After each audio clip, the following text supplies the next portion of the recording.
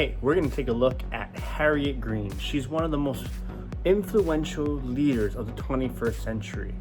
And it's incredible to look at her leadership style because she really didn't have a single leadership style. The article mentions that she was charismatic, democratic, authoritative, both transformational and transactional and coercive. And she kind of mixed these styles up to kind of suit her situation. And so it kind of makes me feel like that her style really subscribed to the situational leadership theory, where that it's not one shoe fits all, or it's not there's one type of leadership that's the best for all situations, but the leader will change their style, change their leadership to fit what works best for that situation. So it's incredible to see that Harriet Green was able to switch her style to fit what she needed for that moment in that time. And that's what I think her style or leadership style is. Harriet Green knew also how to implement these leadership and implement changes. And there's 3 ways the article talks about communication: vision, and trust. It's no understatement to talk about Harriet Green to say that she was an effective communicator.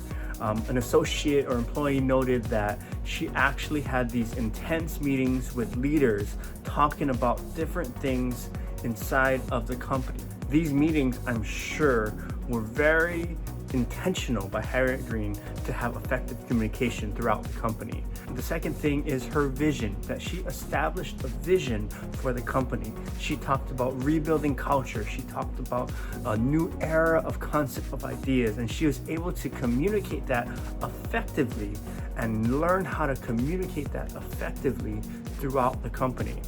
The third thing is trust. Now, trust is probably one of the most important things that a leader can cultivate with their team. And Harriet Green knew how to do this. Some associates would say that she was dedicated, she was honest, she had integrity, and all of these things build trust. And without trust, I don't think Harriet Green could have been the leader that she was. So she communicated effectively.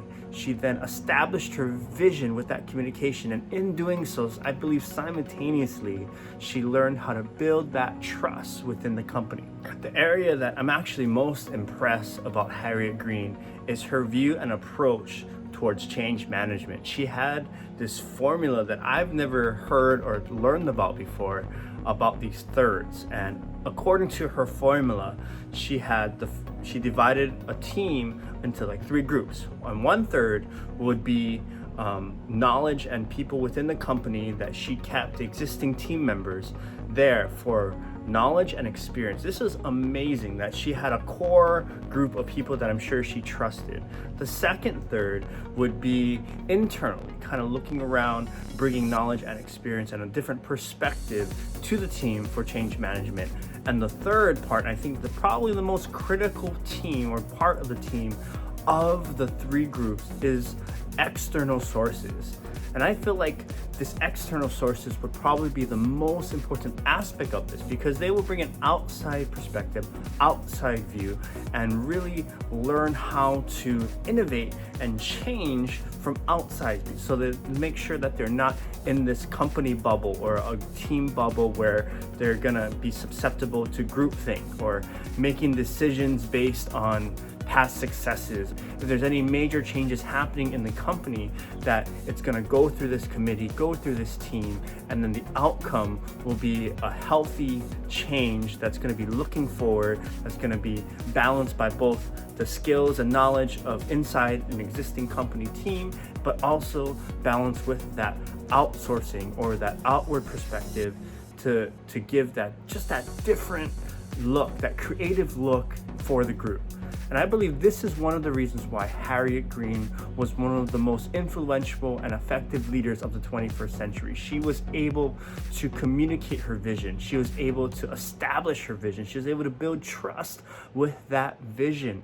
And it's so amazing that she would not just stick to one style, but many styles, using the situational leadership theory. And of course, she had some very practical ways to influence and implement change and describe change management within the company.